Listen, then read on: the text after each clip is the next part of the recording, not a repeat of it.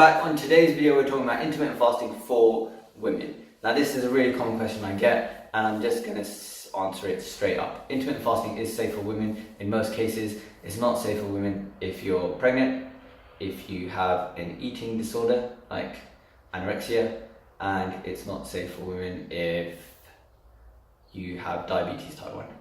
So there's a few instances where you don't want to do intermittent fasting because it's not ideal.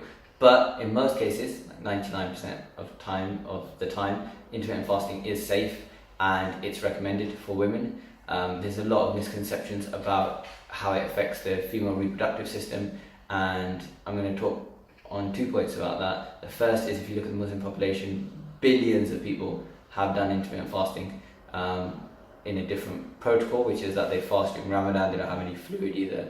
But there's been no documented adverse effects on animal studies, human studies, studies on the Muslim population, even RCT, even population studies of particular groups where they look at a lot of biological factors in terms of inflammation in the body, lean muscle mass. So they're really going deep into looking at what changes happen during the body, and they've done that on the Muslim community as well as in other studies as well on the general population.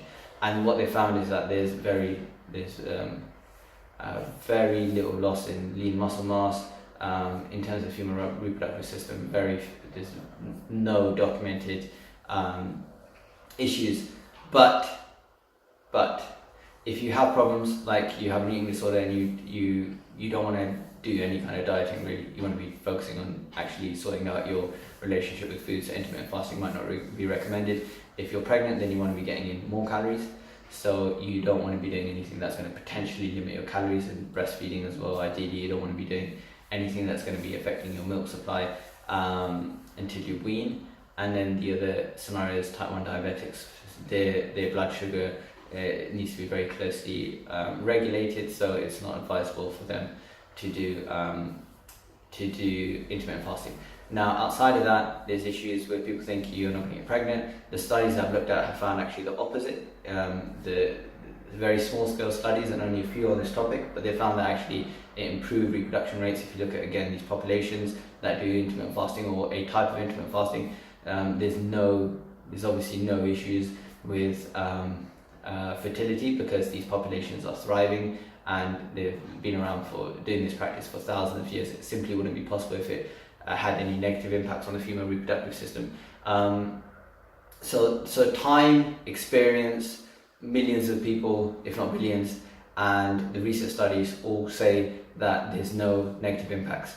Very low calorie diets do have a negative impact on fertility, meaning if you're eating very little, that has an impact on fertility in the female cycle. But the intermittent fasting doesn't, because you're not focusing on calorie restriction, you're just focusing on reducing the eating window so that your body has more time to its housekeeping. They're two distinct things, and that's where they get mixed up. And when I've looked at blog posts that talk about issues with IF, intermittent fasting, and women, they cite studies that have looked at low calorie diets, very low calorie diets, VLCD, and they talk about intermittent fasting as two different things. So they're citing stuff which has got to do with very low calorie diets, and they're talking in their blog and they're discussing intermittent fasting. So be kind of mindful, look at your sites, look at citations that these blogs are using, or these people who talk about the negative impacts on female reproductive system are looking at, and see whether they're valid, how big these studies are, whether they're animal studies. And if you do find something, because I haven't been able to, then do obviously message me and I'll correct myself.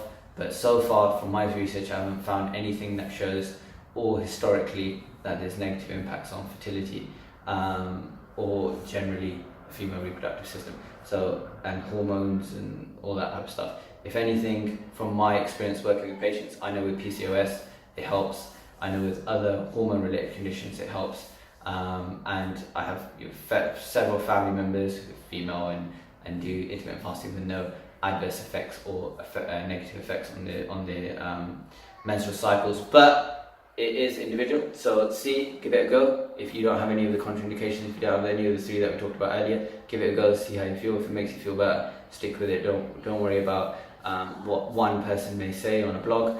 Look at the research, talk to other people who have done it, get their experience, and then if it doesn't work for you, then don't do it. Thanks guys, thanks for watching.